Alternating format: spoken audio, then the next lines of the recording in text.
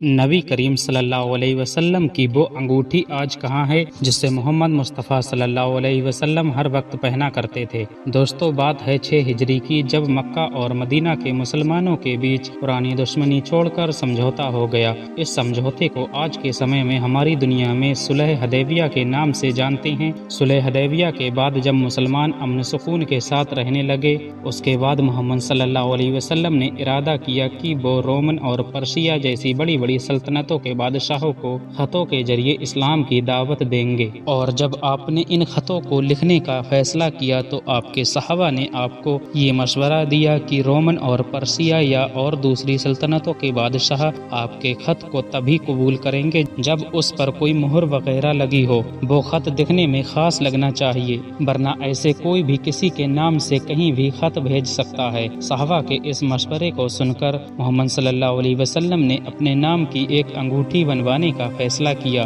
یہ انگوٹھی چاندی سے بنائی گئی تھی، جس کے اوپر محمد رسول اللہ لکھا ہوا تھا، جو کچھ اس طرح سے لکھا تھا: محمد سب سے نیچے، رسول بیچ میں اور اللہ سب سے اوپر لکھا ہوا تھا۔ انگوٹھی سے خطوں کے اوپر مہر لگانے کے بعد نبی کریم نے صحابہ کو الگ الگ سلطنتوں کے بادشاہ کے پاس اسلام کا پیغام لے کر بھیجا، جس کے ذریعے دنیا کے تمام بڑے بڑے سلطنتوں کے بادشاہوں کو اسلام کی دعوت دی گئی۔ اس انگوٹھی کو بہت برکت والی انگوٹھی مانا جاتا ہے۔ ویسے تو کسی دور میں نبی کریم صلی اللہ علیہ وسلم نے سونے کی انگوٹھی بھی پہنی تھی، لیکن جب اسلام میں مردوں کو سونا پہننا منع فرمایا، تب آپ صلی اللہ علیہ وسلم نے سونے کی انگوٹھی نکال کر چاندی کی پہننا شروع کر دیا، لیکن بعد میں آپ نے اس چاندی کی انگوٹھی کو بھی اپنی انگلی سے نکال دیا۔ آپ نے ایسا کیوں کیا، اس کے بارے میں کسی کو کچھ نہیں پتا۔ دوستو، اس انگوٹھی کو حضرت محمد صلی اللہ علیہ وسلم کے کہنے پر یعلا بن امیہ نے تیار کیا تھا۔ جب نبی کریم صلی اللہ علیہ وسلم ہماری اس دنیا سے ظاہری طور پر رخصت ہوئے تو یہ انگوٹھی اسلام کے پہلے خلیفہ حضرت ابو بکر صدیق رضی اللہ تعالی عنہ کے پاس آئی۔ ان کے بعد یہ انگوٹھی دوسرے خلیفہ حضرت عمر رضی اللہ تعالی عنہ کے پاس آئی۔ پھر ان کے بعد یہ انگوٹھی اسلام کے تیسرے خلیفہ حضرت عثمان کے پاس آئی۔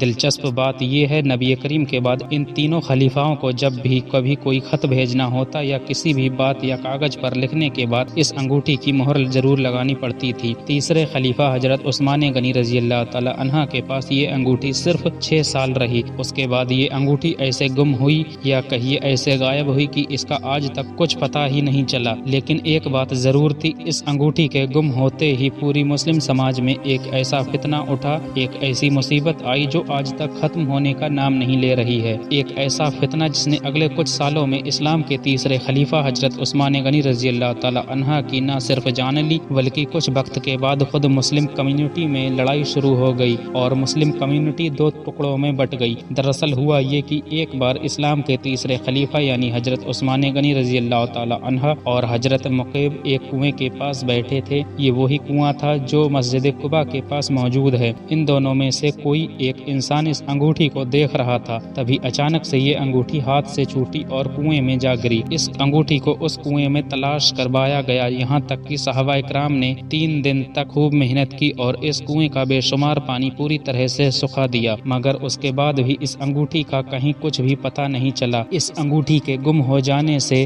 حضرت عثمان غنی بہت پریشان رہا کرتے تھے۔ کچھ دنوں کے بعد عثمان غنی نے اس انگوٹھی کی طرح ہو دوسری انگوٹھی تیار کروائی، جس کو عثمان غنی ہمیشہ دیکھتے رہتے اور اپنی خلافت کے کام میں بھی استعمال کرتے تھے۔ مگر جب حضرت عثمان غنی رضی اللہ تعالی عنہ کو شہید کیا گیا تو اس وقت ان کی یہ ڈپلیکیٹ انگوٹھی ان کی انگلی میں ہی موجود تھی، اور اس کے بعد یہ انگوٹھی کہاں گئی یہ آج تک کسی کو نہیں پتا ہے۔ وقت کے ساتھ ساتھ نہ صرف اصلی انگوٹھی بلکہ اس کی طرح دکھنے والی انگوٹھی بھی غائب ہو گئی۔ اب یہ دونوں انگوٹھی کسی کو کبھی ملیں گی اس کا تو پتہ نہیں، لیکن مسلم اسکالر کا کہنا ہے یہ انگوٹھی برکت والی تھی اور نبی کی انگوٹھی تھی، تو اسے خدا نے آسمانوں پر اٹھا لیا ہے، کیونکہ اس سے پہلے بھی تابوت سکینہ یا پھر دوسرے پیغمبروں سے جڑی جو بھی قیمتی چیزیں اس دنیا پر تھیں وہ وقت کے ساتھ لوگوں کے بیچ سے اٹھا لی گئیں۔ باقی دوسرے نبیوں کی نشانیوں کی طرح یہ انگوٹھی بھی ہماری اس دنیا میں قیامت کے قریب آئے گی یا نہیں، اس بارے میں کچھ کہا نہیں جا سکتا۔ حالانکہ آج کے دور میں محمد صلی اللہ علیہ وسلم کی اس انگوٹھی کی ایک ہو